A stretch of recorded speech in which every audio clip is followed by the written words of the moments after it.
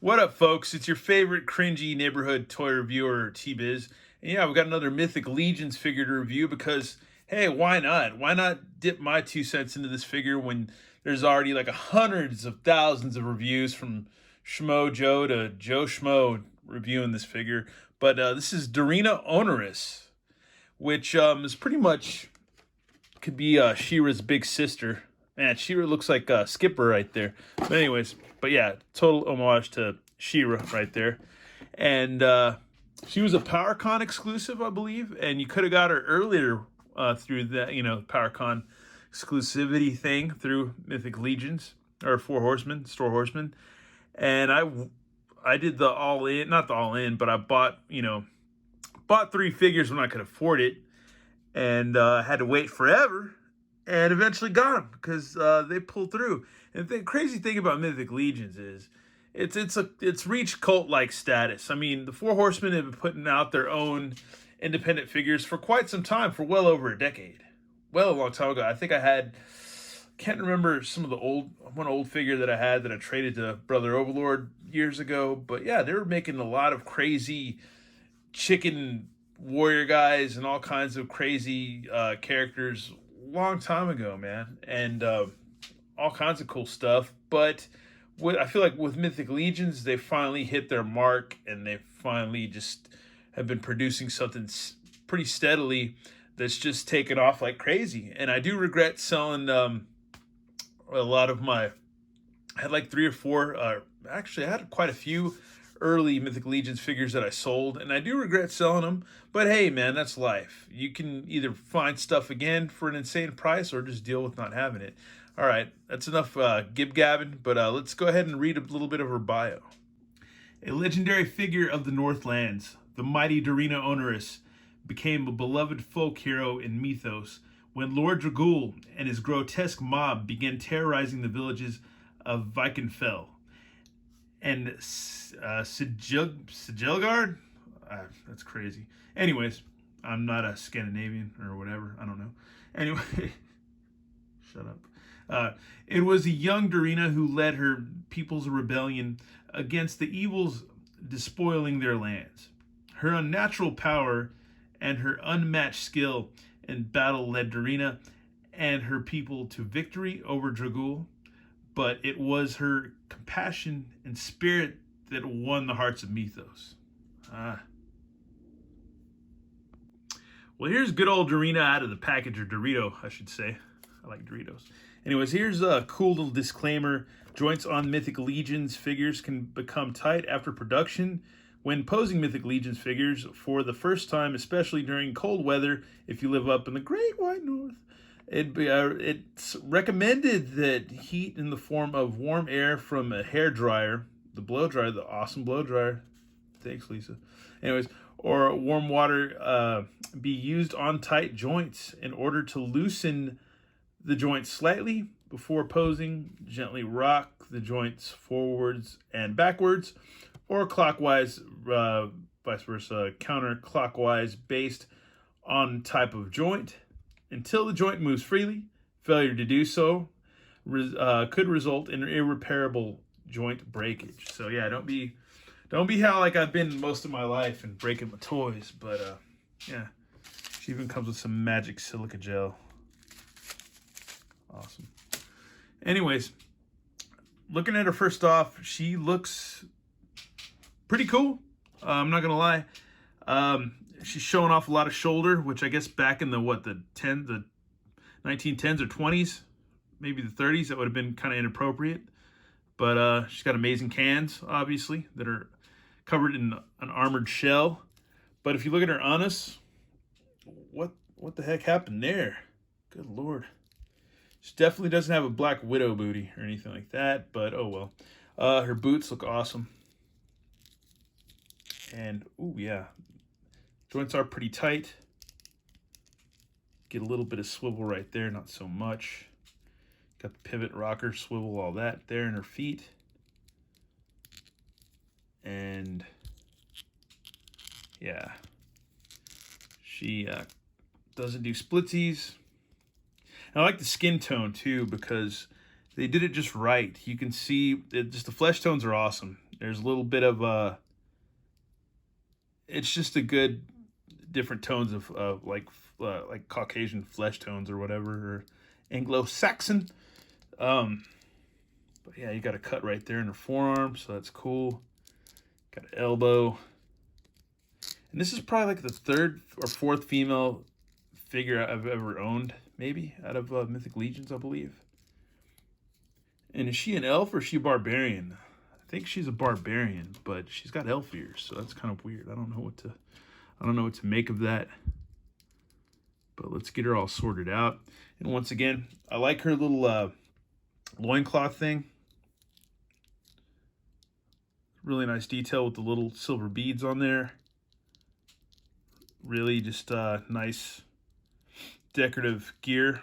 Her butt's weird though. I don't know what the heck happened to her butt, but that's kind of a weird joint thing. It's like an inner leg and inner leg. Very strange. But more holes for like wings and stuff like that, or just whatever you want to plug into her. So let's go ahead and get her set up with her gear. All right, now the gear is out of the bag. First of all, this head sculpt is amazeballs. If you check her out, let me see. Get some good light in there somewhere. Yeah, that is a really nice head sculpt. The detail on the eyes is just amazing. She's got this kind of I don't know, can I say irritated? Pensive? I don't know, but got the cool wings on the side of the helmet. Got a real hardcore, I want to say like Viking type thing, but I don't know, man. That could be very wrong about Viking stuff, because everybody's real persnickety about actual historical lore and stuff like that. But does that? Oh yeah, her wings move. So the wings do move on this, so that's pretty cool. But her helmet, pretty cool. Detail on the face is just beautifully amazing. Hair sculpt, awesome. All the braids, really fancy, really nice. So yeah, that is pretty cool. She comes with a shield and a handle that just plugs right in. So that's pretty gravy. And she's got these pauldrons that connect onto the back, obviously, via these holes. And but the thing is too, if we're gonna put that on, yeah, I don't know if the horsemen are just messing with us or playing games, but look at that, these holes are tiny, teeny tiny. Gonna have to get a barbecue skewer or something to just kind of widen that up, and I don't want to rip it too hard, but yeah, Overlord was right about this. They're playing some kind of games with these, because you can't get a peg that wide into a hole that small. That just doesn't make any sense. She comes with a regular schmegular belt. She's got a cool sword. Once again, paying homage to the Princess of Power sword with the gem in the middle. It's a pretty cool sword. It's not huge, but it's should be effective. And yeah, once again, her pauldrons are pretty nice. You've got the little silver beads right there, as you do on her feet. So there's all kinds of little silver beady type things on her outfit. Let's go ahead and I guess try to get her geared up and see what's up. Once again, this cape, I don't know if they're playing games, but yeah, you've got 4 holes. Got 2 that are close and 2 that are just kind of far apart. I'm going to stretch them out and see what I can do. Well, I attached her cape and I overlapped all these 4 holes in the back of her pauldron. And yeah, that's you got to be careful, because you could rip the heck out of these tiny holes. But I overlapped all 4 of these, and her cape's on. That's cool. It works. I think that maybe is what you're supposed to do with her cape. But yeah, I have to say I like her with her helmet. Now we got to just see what she looks like with her regular face.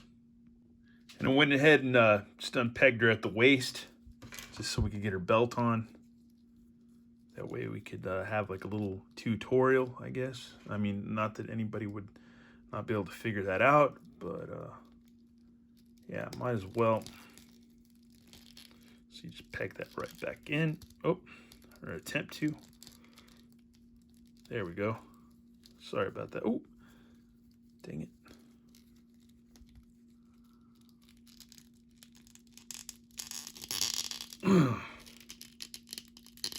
There we go. I think we're in. I think we're good. I think we're Gucci. All right. You see, let's fix her wings again. But yeah, I don't know what to say. Her regular face sculpt's pretty cool. It could just be the light in here or whatever. But I don't know if I like her better with the elf helmet thing or with just her face exposed. I always like these helmets because it's kind of gives her that Boba Fett Snake Eyes type mystique.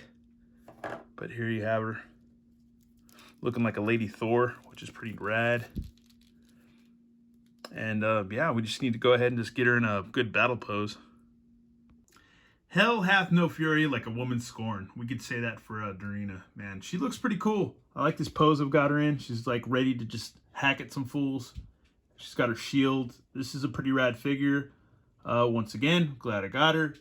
Glad I got in on this because Mythic Legions, a lot of these figures tend to sell out after a while. I think she's probably still available. You could probably still get her. I don't know. I haven't looked on BBTS or anything like that, or Big Boy Collectibles or anybody like that. But yeah, man, nice figure. She looks awesome, ready to swing at a vampire or a dark elf or a goblin, whoever would come in her way, or maybe another barbarian or whatever. But yeah, she looks awesome, man. I like this figure.